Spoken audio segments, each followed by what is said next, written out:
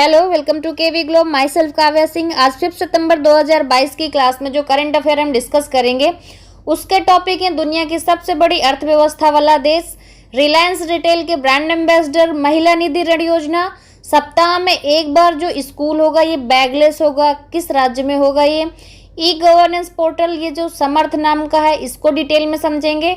कालिया योजना के तहत किसानों को 869 करोड़ रुपए दिए गए हैं, जो किस राज्य की किस योजना के तहत दिए गए हैं। स्टारबक्स के नए सीईओ नियुक्त किए गए हैं। भारत का पहला एलएनजी ईंधन वाला ग्रीन ट्रक, इसको समझेंगे। अगस्त 2022 में शिकायत निवारण सूचकांक में शीर्ष स्थान किसने हासिल किया है। तो ये सारे interesting and important topic cover होने वाले हैं आज की क्लास में। इन टॉपिक से जितने भी क्वेश्चंस बनते हैं सारे कवर किए जाएंगे, जो कि एग्जाम के लिए मोस्ट इंपॉर्टेंट होंगे, इसलिए क्लास को इसके बिल्कुल भी मत करिएगा, ध्यान से देखिएगा। और आज की क्लास से पहले कल की क्लास का यानी कि पिछली क्लास का जल्दी से रिवीजन कर लेते हैं। पिछली क्लास के क्वेश्चंस थे, भारत के समुद्री इतिहास में निर्मित अब तक का सबसे बड़ा जहाज कौन सा है। तो ये INS विक्रांत है, जो नौसेना को दिया गया है। PM मोदी ने इसे दिया है। भारतीय नौसेना का नया ध्वज निशान किससे प्रेरित है। तो जो भारतीय नौसेना का नया ध्वज निशान लिया गया है इस बार, ये छत्रपति शिवाजी महाराज से प्रेरित है। ONGC में अंतरिम प्रमुख कौन नियुक्त किए गए हैं। तो ONGC में अंतरिम प्रमुख नियुक्त किए गए हैं राजेश कुमार श्रीवास्तव, और ये लगातार तीसरी बार है जो अंतरिम प्रमुख नियुक्त किए गए हैं।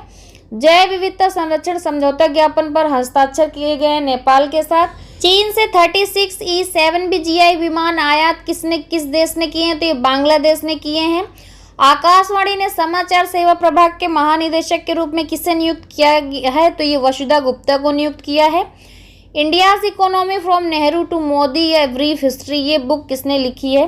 तो ये पुलापे बाल कृष्ण ने इसका विमोचन किया है।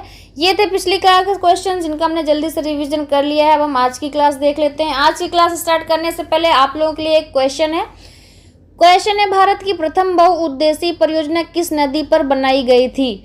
तो ये क्वेश्चन अक्सर एग्जाम में भी पूछा जाता है, इसलिए इंपॉर्टेंट है एग्जाम पर्पज से। आप लोग इसको ध्यान से पढ़ के इसका आंसर कमेंट बॉक्स में कमेंट करके दीजिए।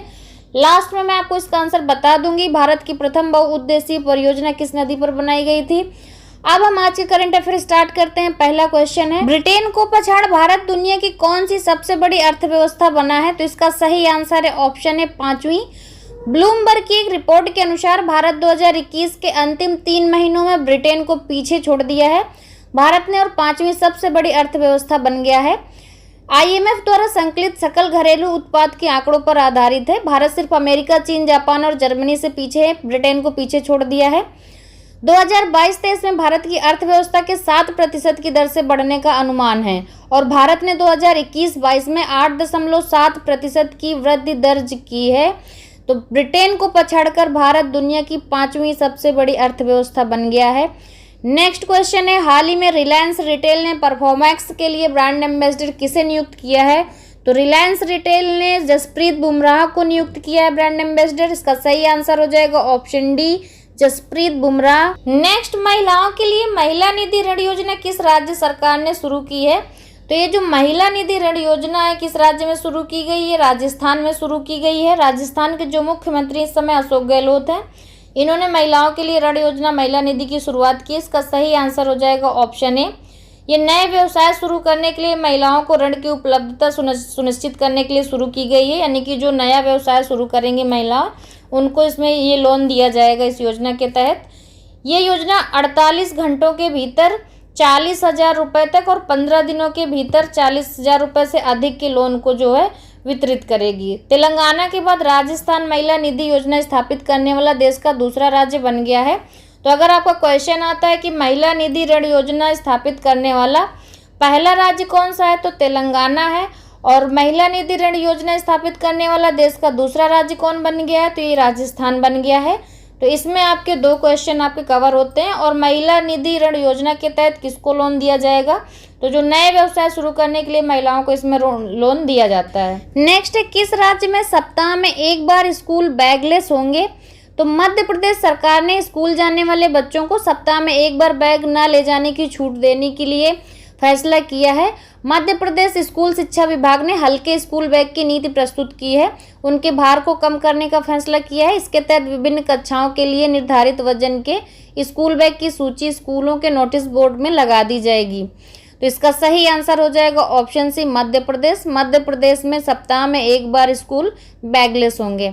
Next question, e governance portal Samarth किस राज्य के शिक्षा विभाग ने शुरू किया है? तो ये जो ई गवर्नेंस पोर्टल, इसका नाम समर्थ है, ये शुरू किया गया है उत्तराखंड सरकार द्वारा। इसका सही आंसर हो जाएगा ऑप्शन ए, उत्तराखंड। उत्तराखंड शिक्षा विभाग ने अगस्त 2022 में ये जो है लॉन्च किया है समर्थ। 5 राज्य विश्वविद्यालयों और 140 पब्लिक स्कूलों से प्रवेश परीक्षा और नियुक्तियों के बारे में जानकारी सहित सभी प्रशासनिक और शैक्षिक अपडेट ये प्रदान करेगा। ये राज्य में शिक्षा प्रणाली को और अधिक पारदर्शी बनाने के लिए शुरू किया गया है। उत्तराखंड के जो मुख्यमंत्री इस समय पुष्कर सिंह धामी हैं, उन्होंने इस पोर्टल की शुरुआत की है। नेक्स्ट, किस राज्य के मुख्यमंत्री ने कालिया योजना के तहत किसानों को 869 करोड़ रुपए दिए हैं? तो ये ओडिशा राज्य के मुख्यमंत्री ने दिए हैं। तो इसका सही आंसर हो जाएगा ऑप्शन है, ओडिशा। अगर आपका क्वेश्चन पूछा जाता है कि ओडिशा के मुख्यमंत्री ने किस योजना के तहत किसानों को 869 करोड़ रुपए दिए हैं, तो इसका आंसर हो जाएगा कालिया योजना के तहत। तो आपको ये क्वेश्चन पूरा समझना है कि ओडिशा सरकार ने दिया है, किस योजना के तहत दिया है, कालिया योजना के तहत दिया है, कितने रुपए दिए हैं, 869 करोड़ रुपए दिए हैं। ओडिशा के जो मुख्यमंत्री इस समय नवीन पटनायक हैं, इन्होंने कृषक assistant for livelihood and income augmentation योजना के तहत, यानी कि कालिया की ये फुल फॉर्म है, राज्य के 41.85 लाख किसानों को 869 करोड़ रुपए दिए हैं। उन्होंने हाल ही में आई बाढ़ के कारण हुए फसल के नुकसान के लिए किसानों को अतिरिक्त सहायता का आश्वासन भी दिया है। नेक्स्ट इज, किस भारतीय मूल के व्यक्ति को स्टारबक्स के नए सीईओ के रूप में नियुक्त किया गया है? तो जो स्टारबक्स के नए सीईओ नियुक्त किए गए हैं, ये भारतीय मूल के व्यक्ति हैं। तो इसका सही आंसर हो जाएगा ऑप्शन डी, स्टारबक्स के नए सीईओ हैं भारतीय मूल के लक्ष्मण नरसिम्हन। ये जो स्टारबक्स है, अमेरिका में स्थित दुनिया की सबसे बड़ी कॉफी हाउस श्रृंखला है। इसकी स्थापना 1971 में हुई थी। तो नेक्स्ट क्वेश्चन इज, भारत का पहला एलएनजी ईंधन वाला ग्रीन ट्रक किसने लॉन्च किया है? तो ये जो एलएनजी ईंधन वाला ग्रीन ट्रक लॉन्च किया गया है, ये भारत का पहला एलएनजी ईंधन वाला ग्रीन ट्रक है। और किसने लॉन्च किया इसे? तो ब्लू एनर्जी मोटर्स ने किया। इसका सही आंसर हो जाएगा option A, blue energy Motors ने 2 सितंबर 2022 को ये भारत के पहले एलएनजी ईंधन वाले ग्रीन ट्रक का अनावरण किया है। ट्रक निर्माण सुविधा पुणे के पास चाकन में स्थित है। इस सुविधा का जो उद्घाटन है केंद्रीय सड़क परिवहन और राजमार्ग मंत्री हैं अपने नितिन गडकरी जी, इन्होंने किया था। ब्लू एनर्जी मोटर्स के ट्रक लिक्विड नेचुरल गैस से चलने वाले लंबी दूरी के भारी शुल्क वाले ट्रक होंगे। तो इसकी जो खासियत है, ये ट्रक लिक्विड नेचुरल गैस से चलने वाले होंगे।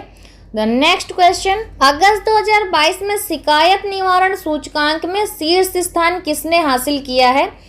तो भारतीय विशिष्ट पहचान प्राधिकरण यानी कि UIDAI ने अगस्त 2022 के महीने के लिए जन शिकायतों के समाधान में सभी मंत्रालयों और विभागों में शीर्ष स्थान हासिल कर लिया है। तो इसका सही आंसर हो जाएगा ऑप्शन ए, UIDAI जो आधार का अधीक्षण करता है, केंद्रीकृत लोक शिकायत निवारण और निगरानी प्रणाली है। इसके माध्यम से प्राप्त मामलों के समाधान में शीर्ष प्रदर्शन करने वाला रहा है। इसकी स्थापना 2009 में हुई थी और जो इसके सीईओ हैं सौरभ गर्ग हैं। पिछली क्लास का क्वेश्चन देख लेते हैं जो कि आप लोगों से पूछा गया था। क्वेश्चन पूछा था मैंने, 2022 में G20 की अध्यक्षता कौन सा देश करेगा? तो ये जो 2022 में G20 की अध्यक्षता करेगा, इंडोनेशिया करेगा। इसका सही आंसर है ऑप्शन है इंडोनेशिया। और इस क्वेश्चन का ज्यादातर सब लोगों ने सही आंसर दिया है। और इस क्वेश्चन का जिन 5 लोगों ने सबसे पहले सही आंसर किया था उनके नाम है गोविंद राम, मुबीन सैयद, कार्तिक दास, बिट्टू कुमार, राहुल यादव। इन लोगों ने सबसे पहले आंसर किया था, सही आंसर दिया था। एंड क्लास की स्टार्टिंग में आज आपसे मैंने जो क्वेश्चन पूछा था वो पहले देख लेते हैं, उसका आंसर देख लीजिए। क्वेश्चन आपसे पूछा था मैंने, भारत की प्रथम बहुउद्देशीय परियोजना किस नदी पर बनाई गई थी? तो ये जो भारत की प्रथम बहुउद्देशीय परियोजना बनी थी, ये दामोदर नदी पर बनी थी। तो इसका सही आंसर है ऑप्शन सी, दामोदर नदी। इसका नाम दामोदर घाटी परियोजना रखा गया था। दामोदर घाटी परियोजना स्वतंत्र भारत की पहली बहुउद्देशीय नदी घाटी परियोजना है। इस परियोजना को दामोदर घाटी निगम द्वारा नियंत्रित किया जाता है और इसे दामोदर नदी पर लॉन्च किया गया था। दामोदर घाटी परियोजना लगभग 24,235 वर्ग किलोमीटर क्षेत्र को कवर करती है। कल की क्लास के स्टार्टिंग में मैंने क्वेश्चन पूछा था राष्ट्रीय पर्यटन दिवस कब मनाया जाता है, तो इसका सही आंसर जीत मजूमदार जी ने दिया था 25 जनवरी। आपके लिए आज का क्वेश्चन है भारतीय नौसेना का नया ध्वज निशान किससे प्रेरित है, तो इसका सही आंसर आप लोग कमेंट बॉक्स में कमेंट करके दे दीजिएगा। और क्लास से रिलेटेड कोई और भी सजेशन है मेरे लिए तो प्लीज़ कमेंट करके बता दिया करिए, या मेरी मेल पे आप मेल भी कर सकते हैं। क्लास अच्छी लगी हो आज की तो लाइक शेयर जरूर कर दीजिएगा और आगे ऐसे वीडियोस पाने के लिए प्लीज़ चैनल को सब्सक्राइब करके बेल आइकन दबा के सेलेक्ट ऑल जरूर कर दिया करिए, जिससे आपको नोटिफिकेशंस में मिल जाएंगे। And thanks for watching.